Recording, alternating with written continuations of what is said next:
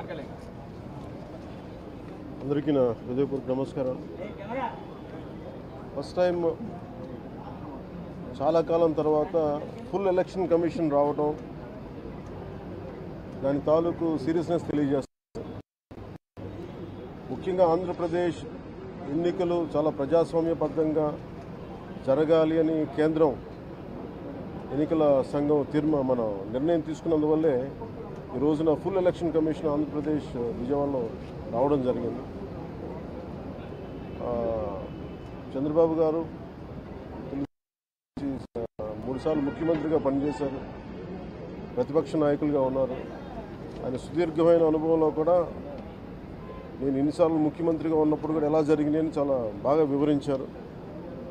ఎంత fair election జరగడానికి ఆయన సాయశక్తులు ఎలా కృషి చేశారో చెప్పారు.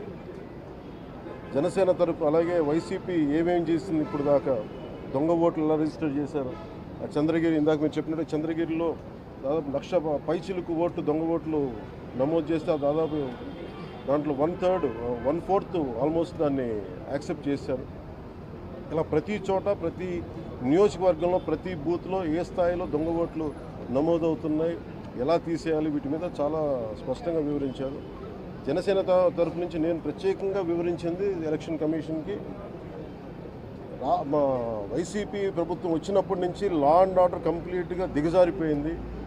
ఎవరన్నా ప్రజాస్వామ్య హాని జరుగుతుంటే గొంతెత్తితే పొలిటికల్ పార్టీస్ కానీ వ్యక్తులు కానీ ప్రైవేట్ వ్యక్తులు కానీ వాళ్ళందరి మీద కేసులు ఎలా పడుతున్నాయి, కేసులు ఎలా చేస్తున్నాయి, ముఖ్యంగా బైండ్ ఓవర్ కేసులు ప్రత్యేకించి పొలిటికల్ పార్టీ టీడీపీ వారి మీద కానీ జనసేన కార్యకర్తల మీద కానీ ఇవన్నీ చాలా క్లియర్గా తెలియజెప్పడం జరిగింది వారికి.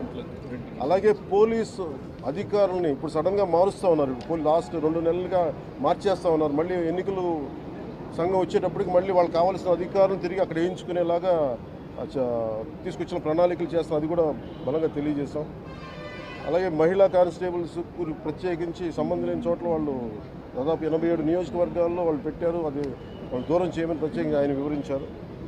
నేను ఇంకోటి ప్రత్యేకించి నేను చెప్పింది ఏంటంటే వాలంటీర్స్ అనేది విలేజ్ సచివాలయం అనేది ప్రత్యేకించి అది యాంటీ కాన్స్టిట్యూషనల్ బాడీ, వాళ్ళని దయచేసి ఎన్నికల సమయంలో వాళ్ళని ఉపయోగించొద్దని చెప్పి ప్రత్యేకించి విన్నవించాం. అలాగే మేము కోరుకుంది ఏంటంటే మీరు కనుక సంపూర్ణ దీని వైపు చూడకపోతే పారదర్శకత కన్నా ప్రజాస్వామ్యం కూలి అయిపోద్ది, ఇక్కడ హింస ఎక్కువైపోద్ది. అలాగే గత స్థానిక ఎన్నికల్లో కూడా ఏ స్థాయిలో కనీసం ఒక దళిత యువకుడు లాంటి ఒక కనీసం నామినేషన్ వేసే పరిస్థితుల్లో కూడా లేదు, అందరినీ చేశారని చెప్పి ప్రత్యేకించి అది వివరించాం. ఖచ్చితంగా వాళ్ళు ఒకటే ఎన్నికల ప్రధానాధికారి ఒకటే చెప్పారు, ఆయన CEO, మేము చాలా కట్టుబడి ఉన్నాం, ఫ్రీ అండ్ ఫెయిర్ ఎలక్షన్ జరిగేలా కట్టుబడి ఉన్నాం అని చెప్పి అంత భరోసాగా ఇప్పుడు మాట్లాడటం. ఖచ్చితంగా ఇది కేంద్రం చాలా సీరియస్గా తీసుకున్న ఆంధ్రప్రదేశ్ ఎలక్షన్స్లోనే తెలియజేస్తూ ఉంది. ఈసారి ఫ్రీ అండ్ ఫెయిర్ ఎలక్షన్స్ ఉంటాయి, ప్రభుత్వాలు మారుతాయి అనే నేను మనస్ఫూర్తిగా నమ్ముతున్నాను. అలాగే ఈ పరిస్థితుల్లో కేంద్ర ఎన్నికల సంఘం ప్రధానాధికారులందరికీ కూడా ప్రత్యేక ధన్యవాదాలు తెలియజేసుకుంటాను.